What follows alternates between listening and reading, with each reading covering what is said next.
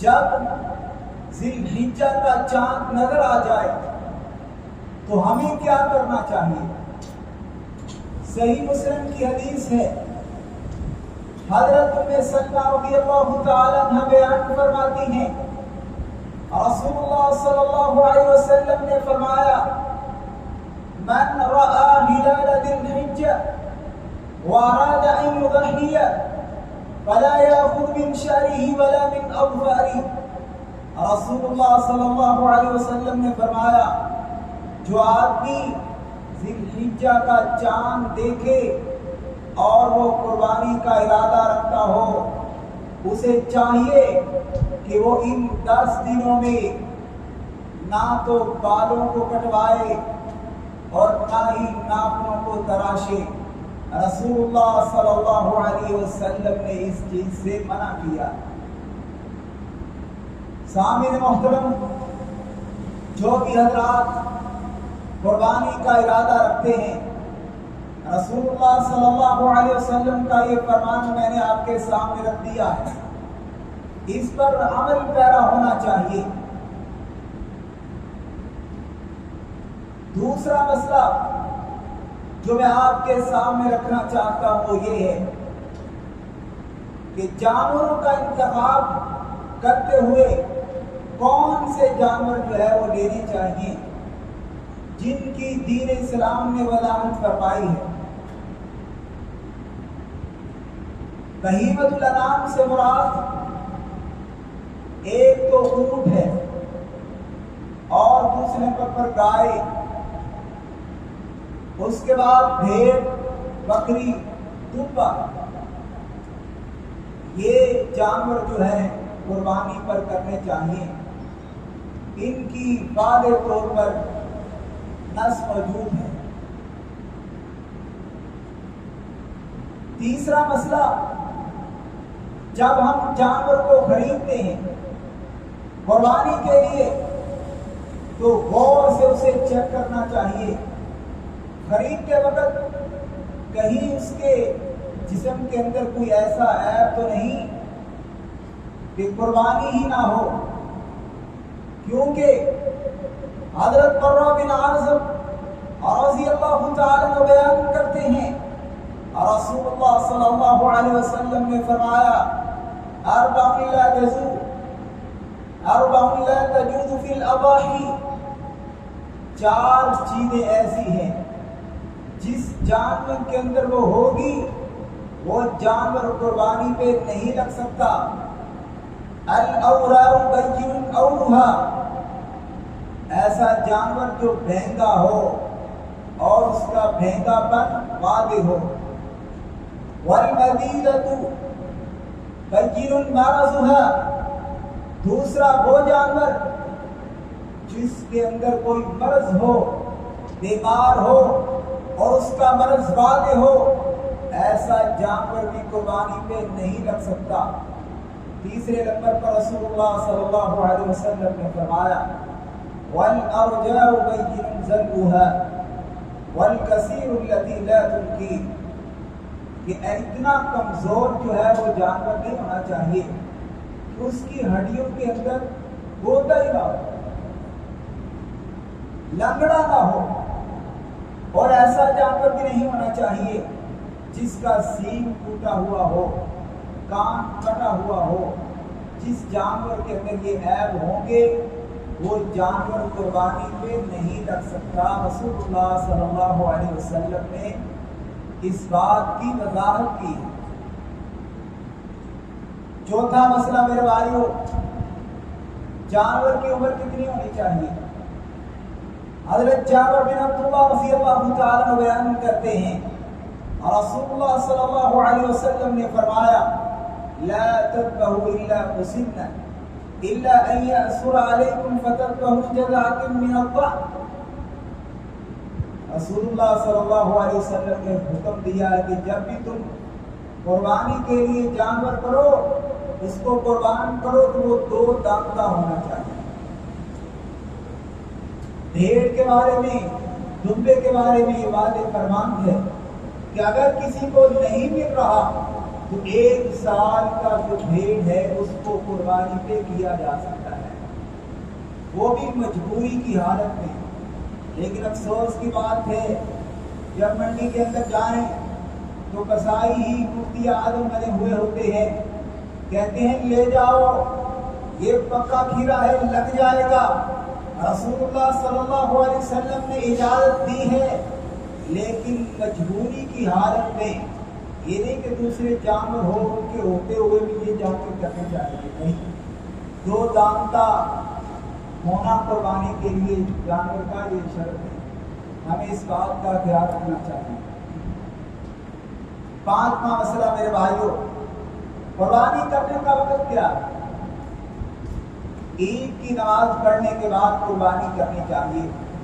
رسول اللہ صلی اللہ علیہ وسلم کے دور میں ایک آدمی نے نماز پڑھنے سے قبل ہی قربانی کر دی۔ اس کے ذہن کے اندر یہ بات تھی کہ میں سب سے پہلے قربانی کر کے لوگوں کے اندر تقسیم کروں گا۔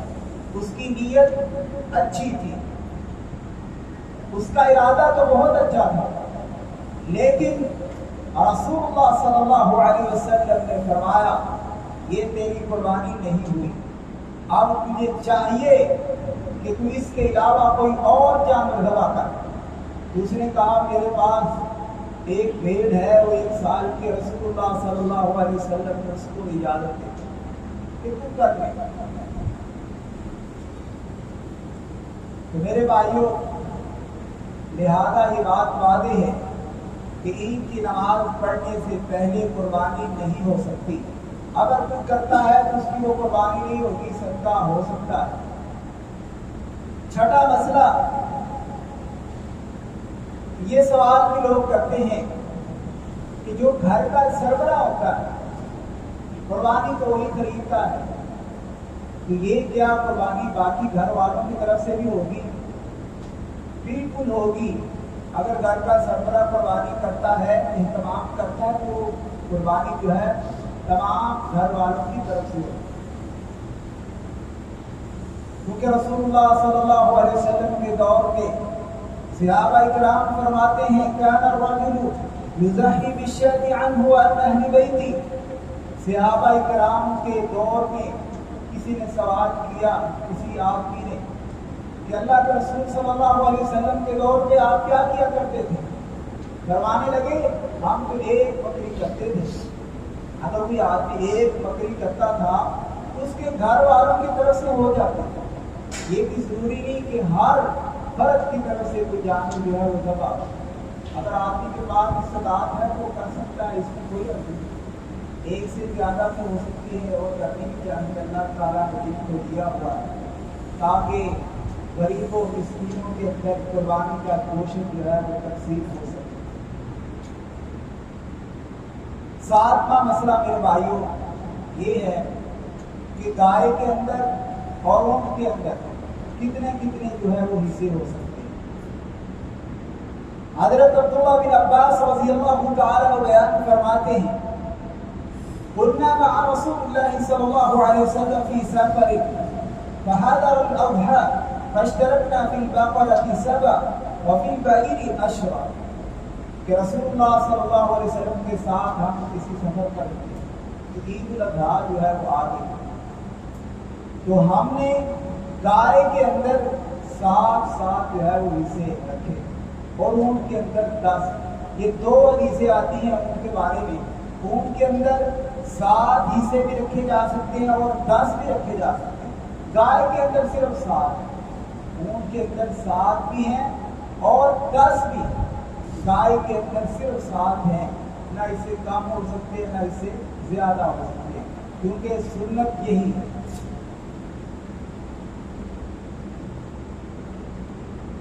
8واں مسئلہ میرے بھائیوں کہ عید الاضحیٰ والے دن جب ہم عید پڑھنے کے لیے مسجد میں آتے ہیں تو کھانے پینے کے بغیر آنا چاہیے۔ رسول اللہ صلی اللہ علیہ وسلم نے ہم کو اس بات کا حکم دیا۔ عید الفطر کے موقع پر رسول اللہ صلی اللہ علیہ وسلم نے ہمیں یہ حکم دیا کہ جب آپ عید الفطر کی نماز پڑھنے کے لیے مسجد کے اندر آئیں تو کچھ کھا پی کر آئیں۔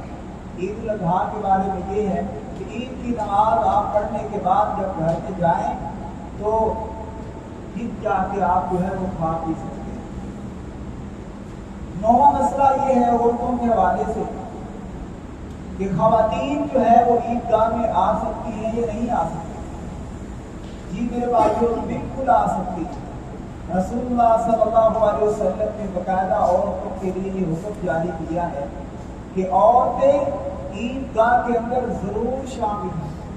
اگر کوئی حیض کی حالت میں ہے تو وہ عیدگاہ کے قریب اندر نہ آئے، باہر بیٹھ جائے تاکہ دعا کے اندر وہ شامل ہو جائے۔ تو لہذا عورتوں کے لیے بھی جہاں بھی مرد حضرات عید نماز ادا کرتے ہیں عورتوں کے لیے بھی اہتمام ہونا چاہیے۔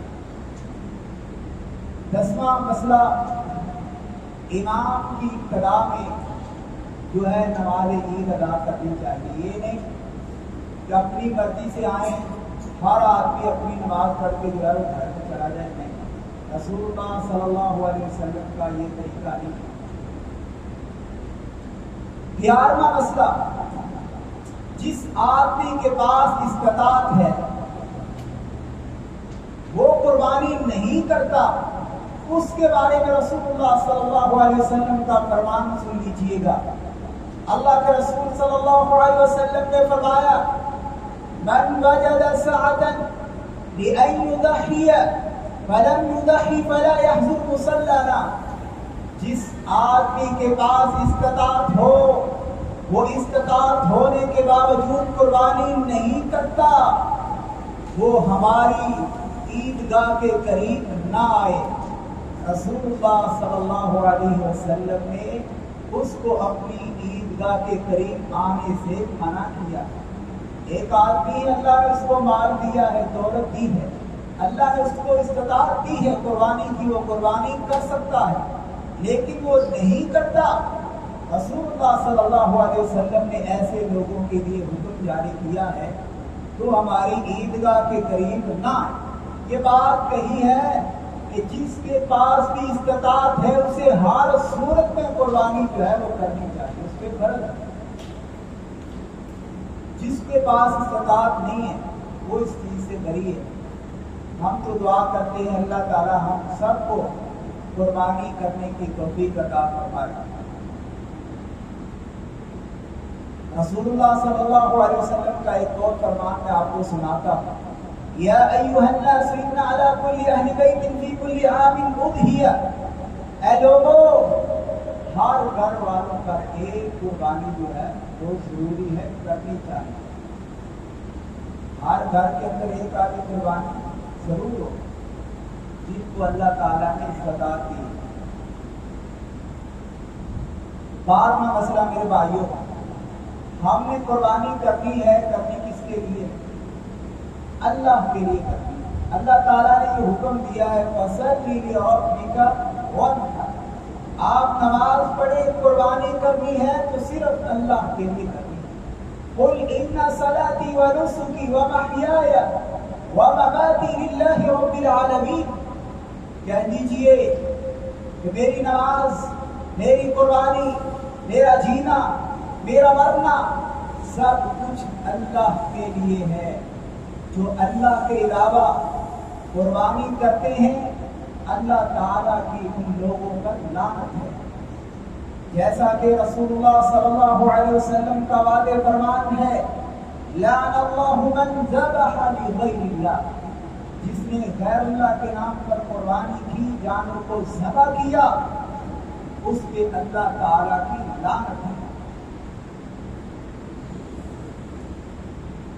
13واں مسئلہ میرے بھائیوں یہ ہے کہ قربانی جو ہے وہ اپنے ہاتھ سے جو ہے وہ کرنی چاہیے۔ باقی کام جو جس کو طریقہ نہیں آتا، دال کاٹنے کا کوشش کرنی چاہیے، چھری ہے وہ گھر کا کوئی جو ہے فرق وہ چلائے۔ اب جو آدمی اپنے لیے دعا کرے گا وہ کسی اور کے لیے کیا اس نے مطلب دل سے کرنی۔ آدمی اپنے لیے دل سے دعا کرتا ہے، اسی لیے بطور جو ہے اطمینان کے قربانی کا جانور جب ذبح کریں کوشش کرنی چاہیے کہ اپنے ہاتھ سے خود ذبح کریں۔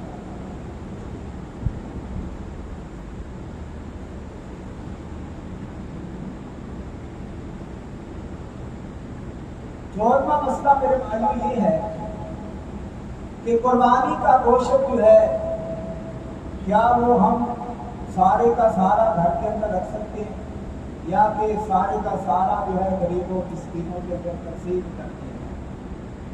तकवा तो यही है कि आप जरूरत के मुताबिक अपने घर के अंदर रखिए और बाकी सारा अल्लाह की राह में तकसीम करते। ये तकवा नहीं है कि सारा गोश्त जो है अपने घर के अंदर फ्रीजर के अंदर संभाल के रखें और 5-6 माह तक इसको चलाएं। ये तकवा नहीं। लोग मर रहे हैं, बहुत सारे ऐसे लोग होते हैं जिन्होंने कुर्बानी वगैरह नहीं की होती। रसूलुल्लाह सल्लल्लाहु अलैहि वसल्लम ने तो एक मौका पर सहाबा इकराम के हालात सही नहीं थे, फरमाया कि 3 दिन से ज्यादा कुर्बानी का गोश्त जो कुर्बानी करने वाला वो नहीं रख सकता। अगला साल आया, लोगों ने सवाल किया, अल्लाह के रसूल सल्लल्लाहु अलैहि वसल्लम क्या पिछले साल की तरह इस साल भी ऐसे ही करना है कि 3 दिन से ज्यादा गोश्त हम नहीं रख सकते? रसूलुल्लाह सल्लल्लाहु अलैहि वसल्लम ने जवाब देते हुए फरमाया, कुलू वातीमु वत्तखिरू, तुम खाओ और ज़खीरा करो।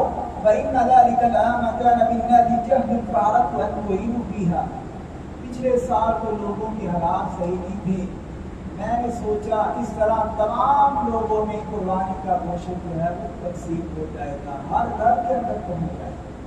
इस वजह से मैंने आपको सिर्फ 3 दिन घर के अंदर गोश्त रखने का कहा। अब आप घर के अंदर भी रखें, लोगों को भी खिलाएं, रिश्तेदारों को भी भेजें, मिस्कीनों का भी ख्याल रखें। ये रसूलुल्लाह सल्लल्लाहु अलैहि वसल्लम का हमारे लिए हुक्म है।